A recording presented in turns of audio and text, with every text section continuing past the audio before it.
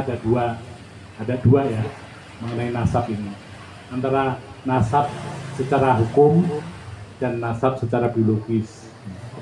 Orang itu benar enggak di zat tubuhnya ada darah suci Kanjeng Nabi. Itu untuk DNA. Secara catatan hukum dianggap sebagai dzurriyyah Kanjeng Nabi. Kenapanya tentu tidak layak kita omongan di sini. Itu banyak sekali orang yang mengadakan apa itu ramai selawatan apa gitu, tapi seperti konser, dan saat sekarang ini sudah pada meninggalkan seperti sholawat al-barjanji, kitab al-barjanji itu udah jarang sekali. Paling sekarang yang dibaca itu simple durur.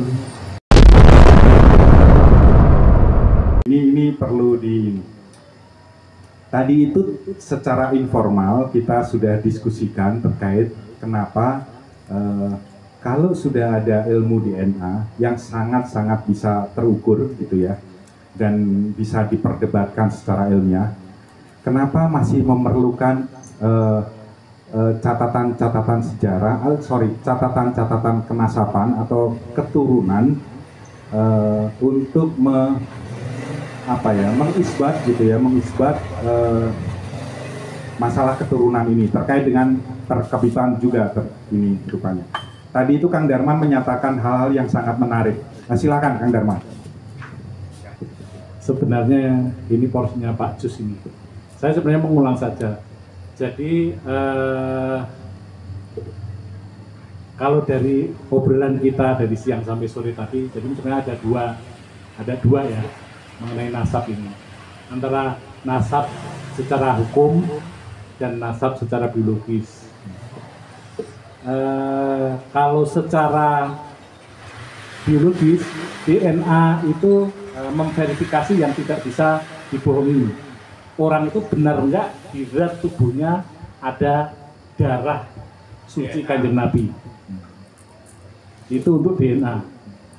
Kalau nasab secara hukum, ya mungkin secara zatnya dia tidak ada, tapi mungkin juga ada secara hukum ada,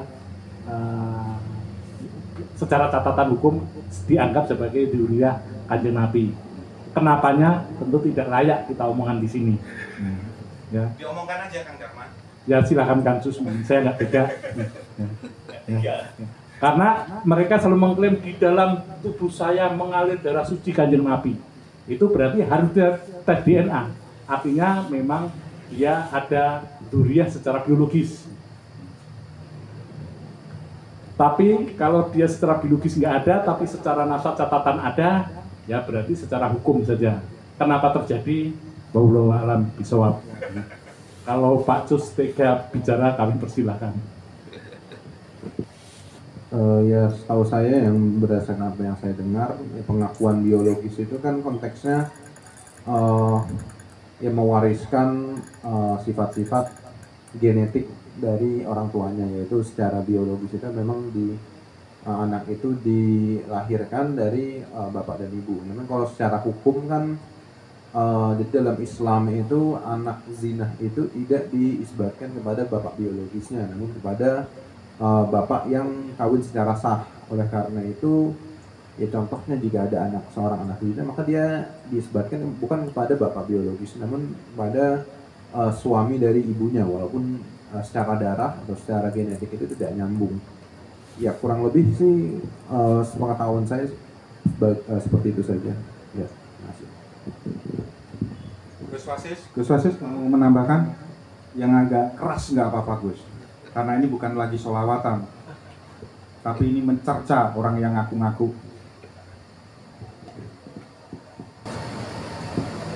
Ya, menurut saya sih Tega aja.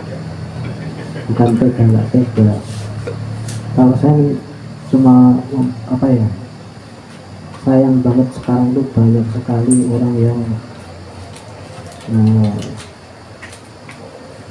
mengadakan ramai selawatan apa gitu, tapi seperti konser.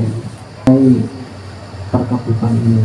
Saya Yang kenceng Gus saya mengetahui saat sekarang ini banyak sekali acara-acara, entah itu apa ya, sholawatan yang bak konser, dan untuk masyarakat awam seperti anak-anak muda itu sangat apa ya, senang sekali menghadiri acara-acara seperti itu. Tapi apa ya, yang penting dalam hal sholawat itu sebenarnya ada rujukan-rujukan yang sama sekali, dan saat sekarang ini sudah pada meninggalkan, seperti sholawat al-barjanji, kitab al-barjanji itu udah jarang sekali. Paling sekarang yang dibaca itu Simtul Durur dan lain itu. Dan Durur itu juga bacakan dari Rifaiyah. Ya, ya ini begitulah yang sedikit saya tahu. Terima kasih. Teman-teman, dulur-dulur semua, jadi kita cukupkan begitu ya perbincangan kita, karena sebenarnya dari siang tadi kita sudah ngobrol panjang kali lebar kali tinggi sama dengan volume terkait dengan tebrik dari segala sisi, mulai dari kenapa mereka itu tetap mempertahankan Zuriat Rasul padahal DNA-nya kemana gitu ya. Kita punya alasan-alasan yang sebenarnya sangat fundamental, tapi nanti suatu saat kita sampaikan begitu. Dan itu kalau disampaikan secara agak terbuka saat ini mungkin akan mengejutkan. Nah, yang kedua terkait dengan motif betapa gigihnya mereka itu mempertahankan otoritas sebagai Zuriat Rasul, itu tadi sudah dibahas secara panjang lebar juga oleh Kang Darman sama Kang Omar.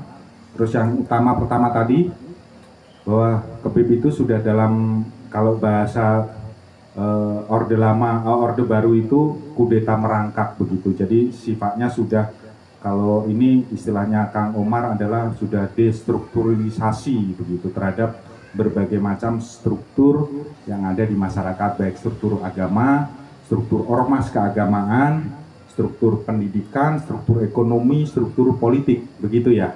Dan yang paling berbahaya struktur nilai-nilai atau kebudayaan kita. Nah, demikian. Wallahul muwaffiq ila aqwamit thoriq. Wassalamualaikum warahmatullahi wabarakatuh. Merdeka. Merdeka.